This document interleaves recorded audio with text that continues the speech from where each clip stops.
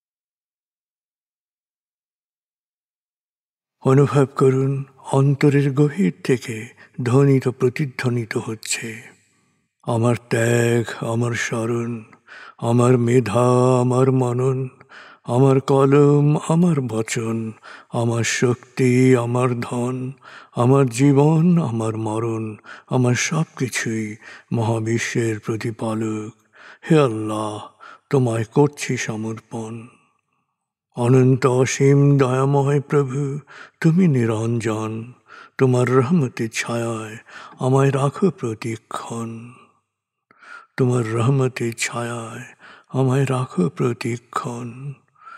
তোমার রহমতের ছায়ায় আমায় রাখো প্রতিক্ষণ।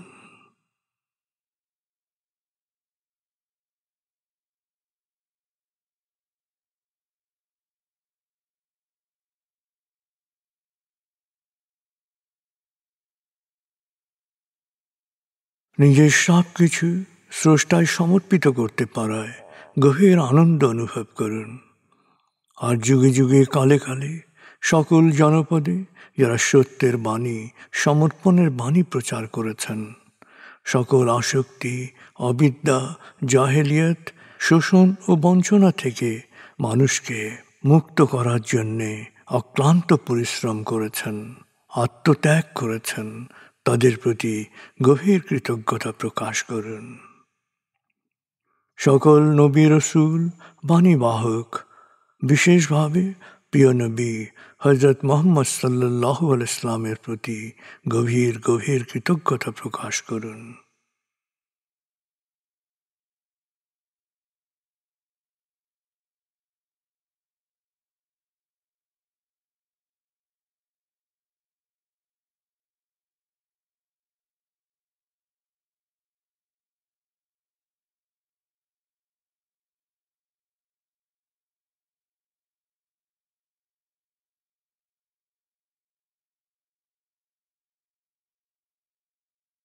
এবার নিজের জীবনের ধাপগুলোকে খেয়াল করুন। জীবনের প্রতিটি ধাপে যাদের কাছ থেকে উপকৃত হয়েছেন তাদের কথা এক এক করে মনে করুন, তাদের প্রতি গভীর কৃতজ্ঞতা প্রকাশ করুন।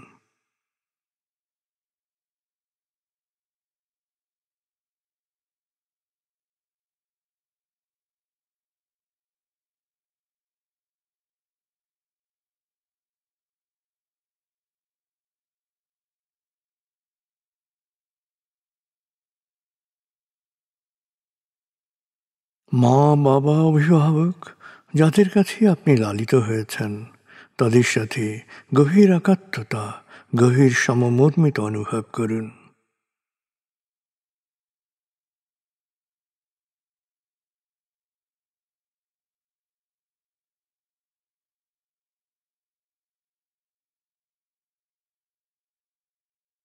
তারা কোনো রোগ ব্যাধি বা বয়সজনিত অক্ষমতায় আক্রান্ত হয়ে থাকলে তারা শৈশবে যে মমতায় আপনাকে লালন করেছেন একই মমতায় তাকে লালন করুন।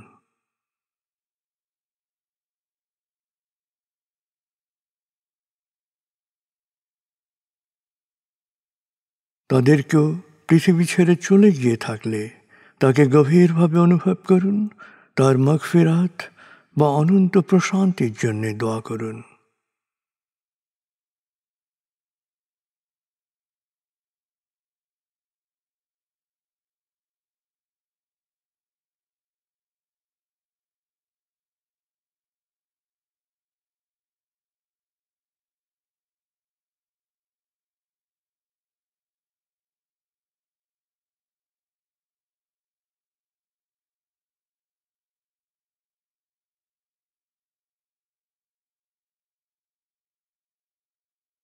স্বামী, স্ত্রী, ভাই, বোন, ছেলে, মেয়ে, আত্মীয় স্বজন, প্রতিবেশী এবং আত্মার আত্মীয় যারই যে কোনো শারীরিক মানসিক কষ্ট থাকুক, দুঃখ থাকুক, যন্ত্রণা থাকুক, এক এক করে তাদের দুঃখ, কষ্ট, যন্ত্রণা, অশান্তি খেয়াল করুন। এক এক করে তাদের দুঃখ, কষ্ট, যন্ত্রণার সাথে সমমর্মিত অনুভব করুন। হৃদয়ের গভীর থেকে তাদের জন্যে প্রার্থনা করুন। এক এক করে সময় নিয়ে প্রার্থনা করুন।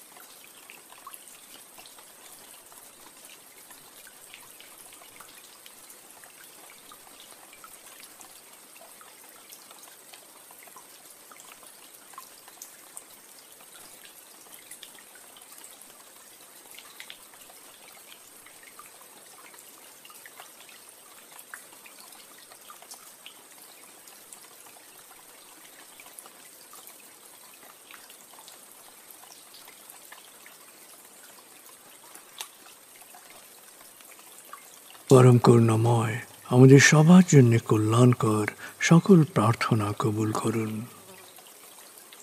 আমিন।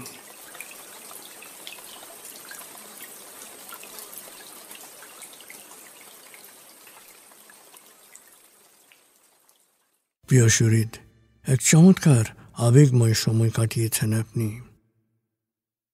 আমি এখন 0 থেকে 7 গণনা করব। আপনি পুরোপুরি জেগে উঠবেন, শারীরিক ও মানসিকভাবে পুরোপুরি সজীব, উৎফুল্ল, তার তাজা অনুভব করবেন। এবার লম্বা দম নিন। 0, 1।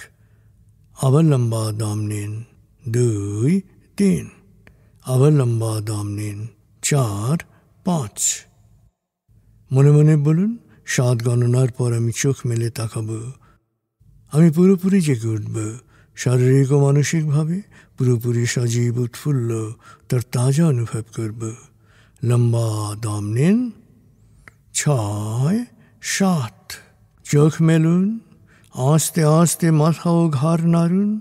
পা টান টান করুন। হাত নাড়ুন। জোরে বলুন, বেশ ভালো লাগছে, বেশ বেশ ভালো লাগছে।